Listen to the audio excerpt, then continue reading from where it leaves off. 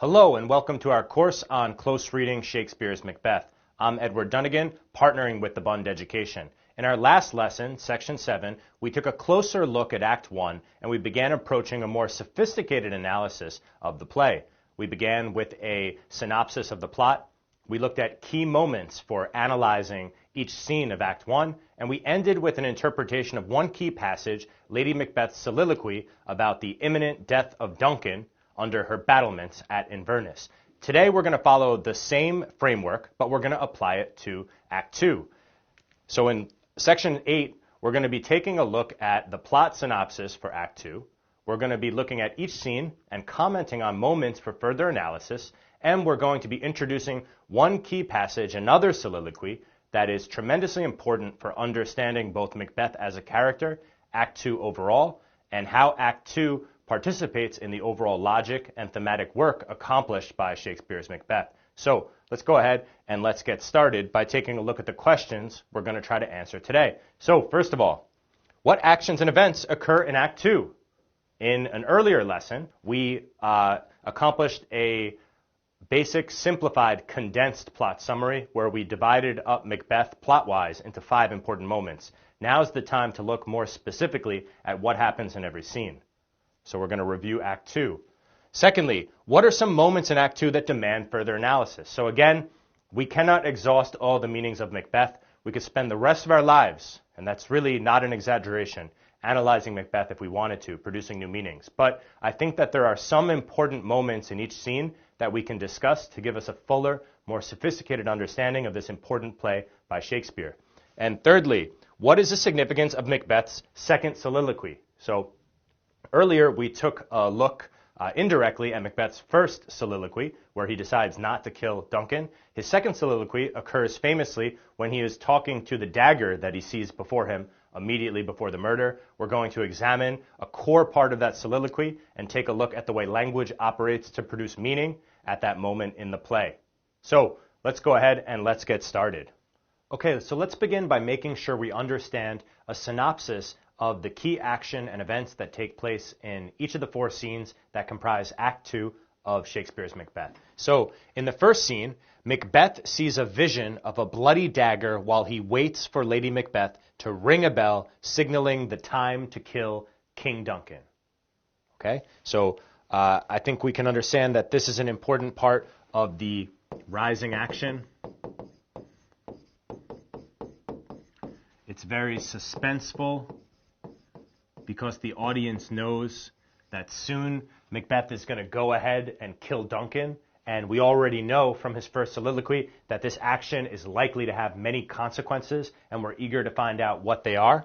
One other point that we'll bring up that's a seemingly minor part of the action, but we'll talk about in a minute, is that Macbeth briefly sees Banquo before he commits the murder. We're going to talk about that a little bit later.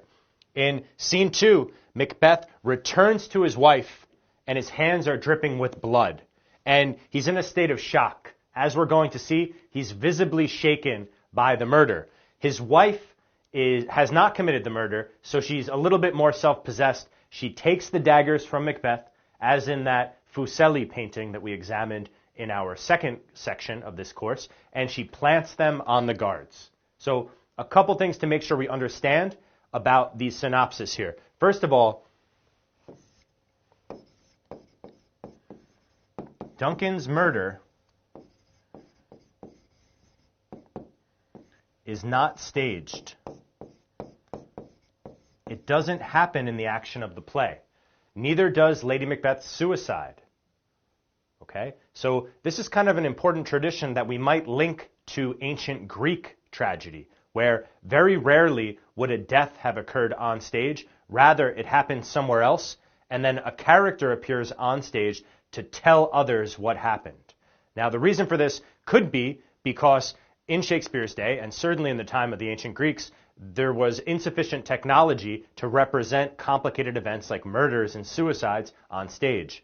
Another explanation might be that sometimes when we don't see something like a murder or a suicide, we're left to imagine it, right? And this can actually have a stronger impact on us as an audience, that we're imagining a terrible event rather than seeing it represented before our own eyes. In any case, it's important that we know that Duncan's murder doesn't take place on stage. Rather, the moments right before the murder in scene 1 and the moments immediately after the murder in scene 2. So, Lady Macbeth plants the daggers on the guards. Plants is a word meaning puts false evidence on them, right? So they're asleep, they're drunk after the night of the banquet, the night before, and she covers them in blood, and she puts the daggers in their pockets or on their bodies, so that when Macduff comes in later and sees the dead body of Duncan, and he sees the guards, he has no choice but to conclude immediately the guards murdered Duncan. Okay? In scene 3, Macduff and Lennox knock at the gate in the morning. Macduff comes in and discovers Duncan dead. Macbeth, when he hears that Duncan has been killed, and of course he's acting now because he knows that Duncan is dead, he flies into a rage and he murders the guards. So, ostensibly, for the sake of appearances, he murders the guards because he loved Duncan so much that he was so angry that they killed the king and he needed revenge. But the real reason why he kills the guards, of course, is because if anyone interrogates them or asks them what happens, it may lead to suspicion for Macbeth and Lady Macbeth. So by killing them, he removes any potential witness to the crime. Also in scene 3, an important thing we want to note is that Malcolm and Donalbain, they flee. They run away. Malcolm goes to England and Donalbain goes to Ireland. Now, why? Well, think about it. The Thane of Cawdor and MacDonald have just plotted to overthrow their father. They know that whoever killed the king is probably going to want to kill them too, because who gets to be king when the king is dead? The king's son. So they say to each other, let's run away. But some of the noblemen see this and they begin to think, wait a second, Duncan's sons ran away. Maybe they were the ones who caused the murder. Maybe they paid the guards to murder Duncan because they were eager to take power themselves. And of course, we, the audience, know that this is not true, but the characters on stage are beginning to formulate their own conclusions about who murdered Duncan and why, and their initial interpretation is that Duncan and Malcolm, they arranged for the murder of Duncan, that the guards actually committed the murder, and that Macbeth killed the guards because he was angry, because he loved Duncan so much. We know, however, that that's not the truth.